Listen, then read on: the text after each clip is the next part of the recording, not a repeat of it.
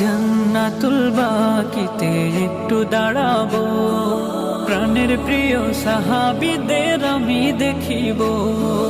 জান্নাতুল বাকিতে একটু দাঁড়াবো, প্রাণের প্রিয় সাহাবীদের আমি দেখিব।